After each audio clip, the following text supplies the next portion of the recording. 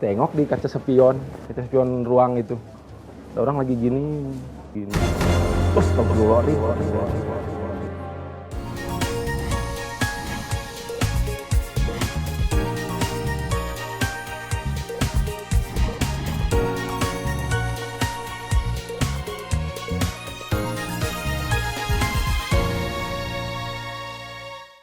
Selamat siang, kita berjumpa dengan rangkaian informasi yang penting dan populer yang kami kemas secara ringan dalam Bingkai Berita The Journey. Bersama saya, Sandra Angelia. Kecelakaan kerap terjadi di sepanjang ruas tol Cikampek, Purwakarta, Padalarang atau Cipularang. Banyak kalangan mengaitkannya dengan hal-hal berbau mistis, termasuk soal makam keramat yang bersemayam di Gunung Hejo. Benarkah hal itu? Berikut penelusuran tim Bingkai Berita.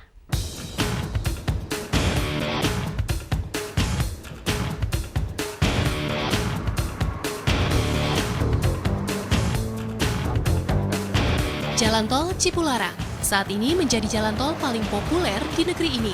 Penyebabnya apalagi kalau bukan karena seringnya terjadi kecelakaan di jalan tol ini. Di antaranya kecelakaan yang menimpa artis Saipul Jamil hingga menewaskan istrinya Virginia Anggraini pada Sabtu 3 September lalu. 4 hari setelah kecelakaan yang menimpa Saipul Jamil, kecelakaan kembali terjadi di jalan tol yang menghubungkan Jakarta dan Bandung ini. Kecelakaan di Rabu dini hari itu menyebabkan 6 orang tewas dan 11 orang luka-luka. Pada kecelakaan ini, mobil travel pariwisata menabrak truk di ruas tol kilometer 93. 4 kilometer dari lokasi kecelakaan mobil Saipul Jamil. Rangkaian kecelakaan ini pun langsung menimbulkan tanda tanya. Sebenarnya apa penyebab kecelakaan-kecelakaan ini? Faktor pengemudikah? Kendaraan? Kondisi jalan?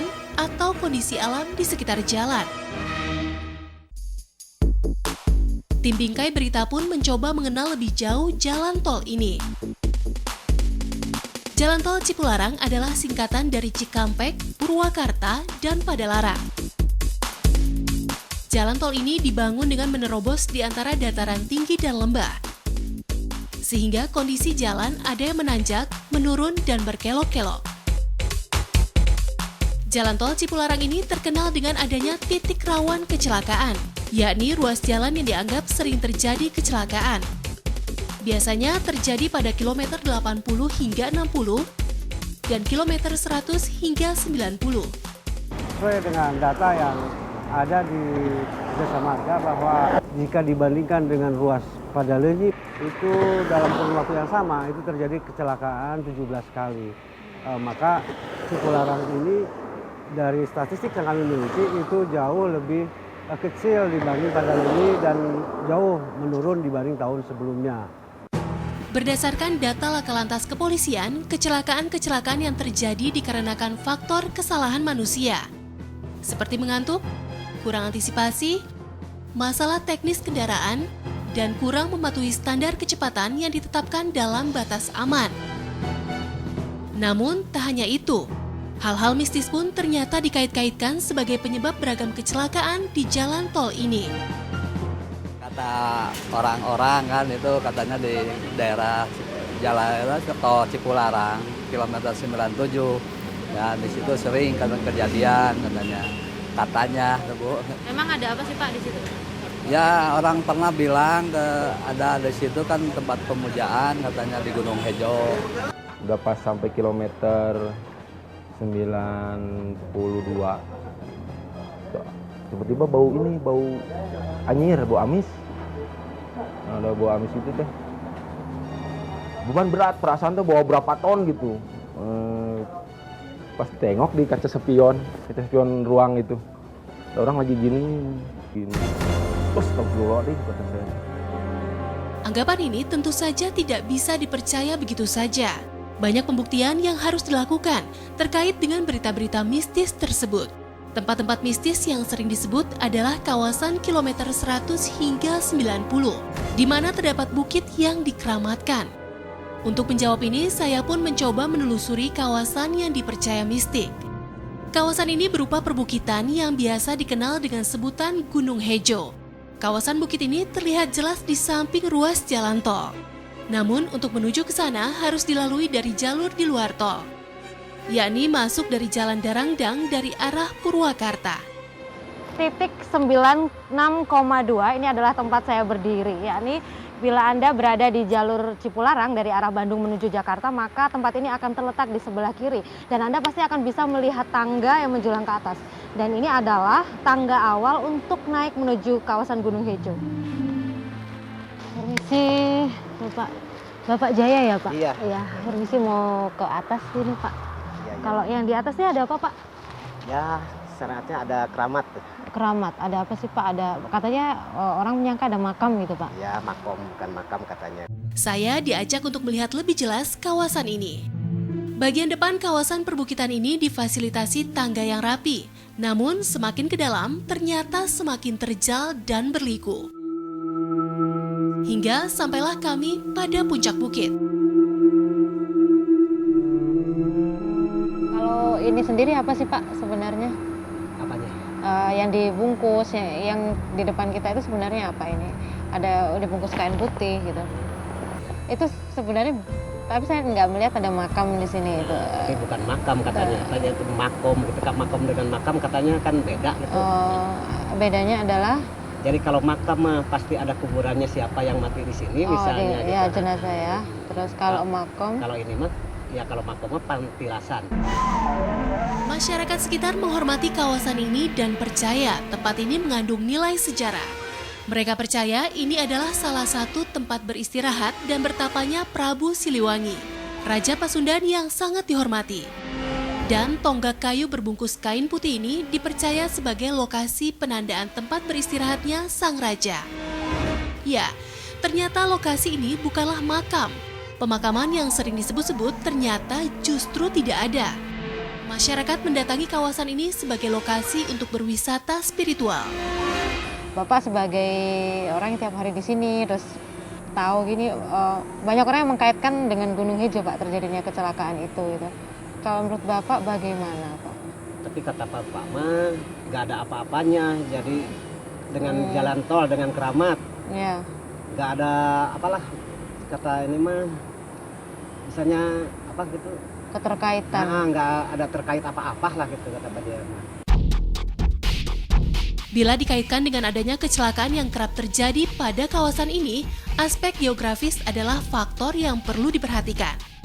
Kondisi jalan di sekitar kawasan Gunung Hejo ini memang menurun dan menikung.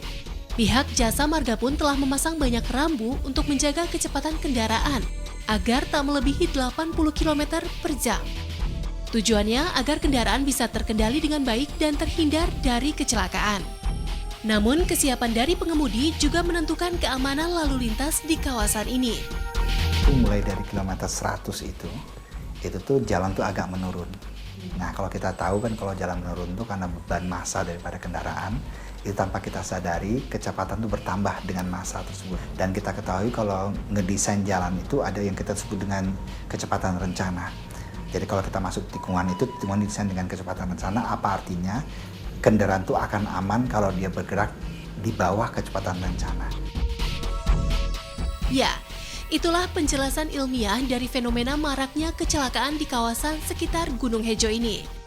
Dibandingkan terus terbelenggu dalam ketakutan mistis yang belum terbukti nyata, jauh lebih baik kita mengantisipasi diri dengan berbagai hal, seperti kesiapan kendaraan, pengemudi, dan tentu saja fasilitas lalu lintas. Ini akan jauh lebih berperan signifikan dan rasional dalam menjaga keselamatan di jalur tol. Berikut tips menghadapi titik-titik rawan di tol Cipularang.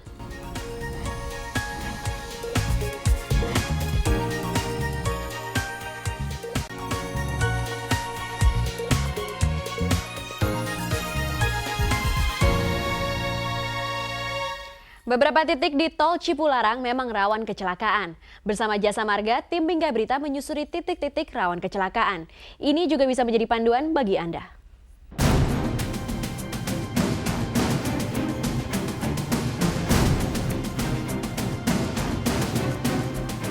Untuk lebih mengenal tol Cipularang, bersama Jasa Marga kami menyusuri titik-titik jalur tol yang memerlukan kewaspadaan lebih dalam berkendaraan.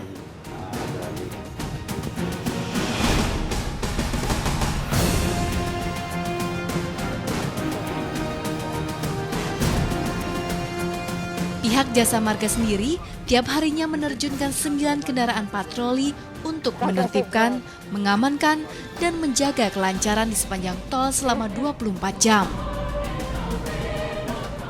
Jalan tol diperuntukkan sebagai jalur yang bebas hambatan. Tentu saja untuk mencapai kondisi yang lancar dan tertib, perlu dikondisikan semua kendaraan pengguna jalan tol berada pada jalur yang tepat dan tidak menghambat. Namun, tetap saja, kecelakaan sering tak bisa dihindarkan. Dan di gerbang tol Jatiluhur inilah terkumpul bangkai-bangkai kendaraan dari kecelakaan yang terjadi di jalur tol Cipularang. Melihat kondisi seperti ini, antisipasi merupakan salah satu upaya nyata agar kecelakaan tidak terjadi lagi. Terutama di titik-titik yang memerlukan tingkat kewaspadaan lebih. Di antaranya,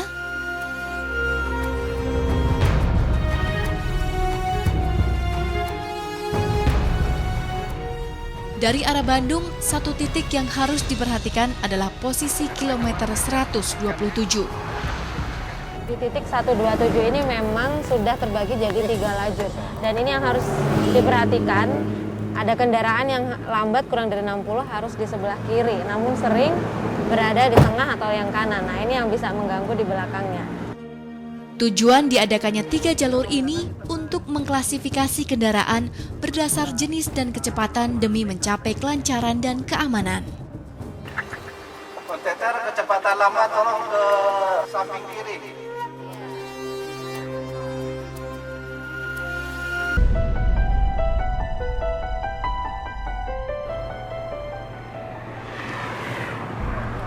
Nah ini loh Pak, ini ada rambu yang mengenai batas kecepatan, maksimum 80, minimal 60. Nah rambu-rambu ini seharusnya menjadi ketentuan bagi si para pengemudi agar dalam keadaan jalan yang menurun seperti ini, nah ini justru harus diperhatikan apakah kecepatannya itu sudah sesuai atau tidak.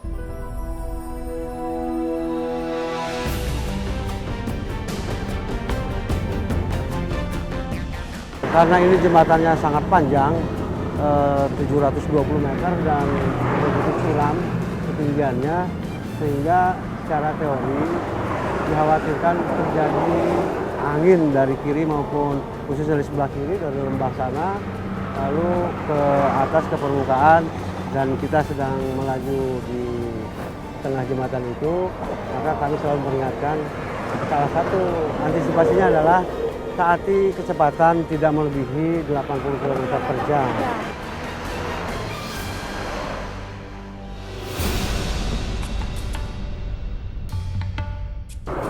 Pak Iwan, sekarang kita berada di kilometer 97,6. Nah Pak, saya juga melihat rambu-rambu di jalan tadi kilometer 90 sampai 100 kilometer 90 sampai 100 itu katanya rawan Pak.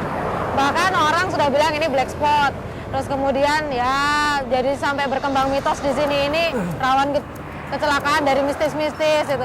Memang aslinya di sini apa benar banyak kecelakaan, Pak? Berdasarkan data yang ada di kami di sepanjang arus mudik maupun sepanjang tahun ini, khususnya 2011 ya, Pak? 2011 itu di kilometer 96.500 itu baru sekali itu terjadi kecelakaan. Baru sekali itu terjadi. Sepanjang tahun dari 2011, sedangkan di kilometer 93.100 itu juga di dalam catatan data kami juga baru pertama kali terjadi di titik itu ada 33 kecelakaan yang memakan korban sampai 6 orang meninggal.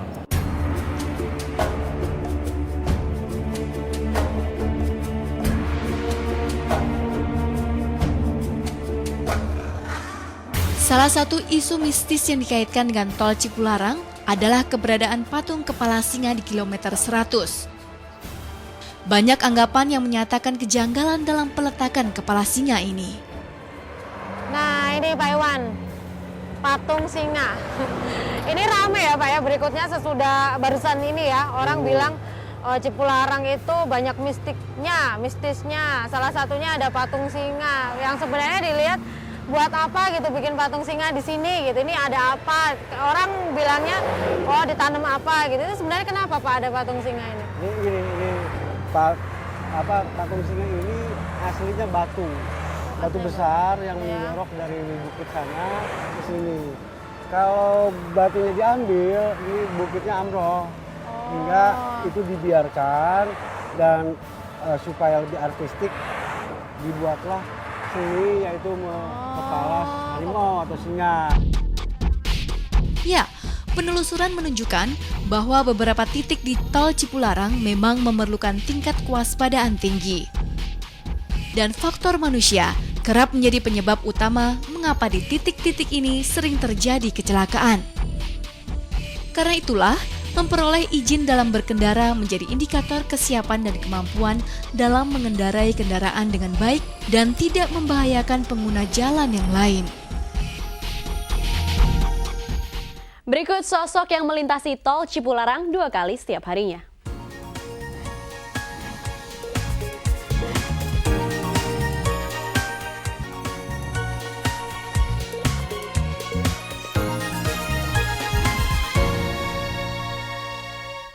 Tol adalah sarana umum yang penggunaannya juga ditanggung bersama. Cipularang tetap aman diantaranya dibenarkan oleh Ugino, pengendara travel yang setiap harinya melalui tol Cipularang hingga 2 kali dalam sehari.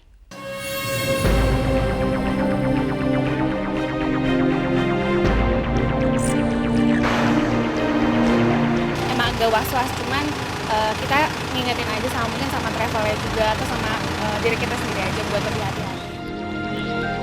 Cipularang tentu saja sama dengan jalur tol umumnya yang tentu saja aman dengan 3 unsur penunjang, yakni kesiapan fasilitas, kesiapan pengemudi, dan kesiapan kendaraan. Di tengah berbagai isu keangkeran tol Cipularang, masih banyak armada seperti travel yang tetap melalui tol ini setiap harinya. Yang artinya 2 kali melalui tol Cipularang dalam 1 hari. Emang concern banget ya sekarang sama masalah kecelakaan ya, emang dari dulu sih, karena kita udah punya rambu-rambu haram, dilarang pakai bahu jalan, dilarang zigzag tanpa lampu sen, kecepatan pun dilarang lebih dari 100 km per jam. Karena kita juga sekarang hampir setiap mobil kita tuh pakai pemasangan alarm ya, jadi mungkin lebih dari 100 itu alarm langsung bunyi. Ya, Travel X Trans misalnya. Setiap harinya melayani penumpang Bandung-Jakarta pulang pergi setiap jamnya. Dan semua dilalui melalui tol Cipularang. Tak ada keraguan dalam melalui jalur ini, namun segala persiapan menjadi prioritas utama. Hal penting sebelum berangkat adalah memastikan kondisi mesin dan berbagai piranti aman. Seperti yang dilakukan pengemudi travel Ugino selama 4 tahun. Termasuk juga pengecekan piranti keamanan lainnya. Pertama saya lihat tekanan ban dulu, saya lihat kayaknya sudah oke. Saya cek peralatan. Apakah dongkrak itu ada? Dongkrak sudah ada dan ban serep. Ban serep tidak goyang dan tekanan ininya bagus. Remnya bagus, koplingnya oke.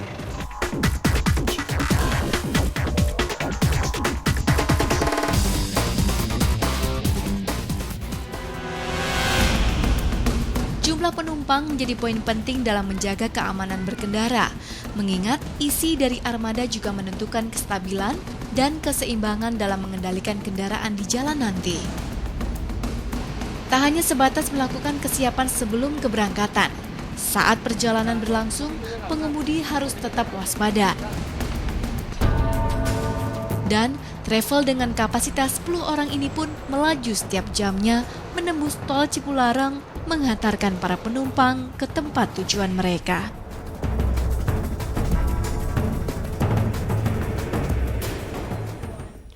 Semoga tayangan ini menginspirasi Anda agar tidak terbelenggu pada isu mistik yang tidak nyata, melainkan lebih menyiapkan diri untuk menjadi pengemudi yang baik bagi diri Anda dan sesama pengguna jalan.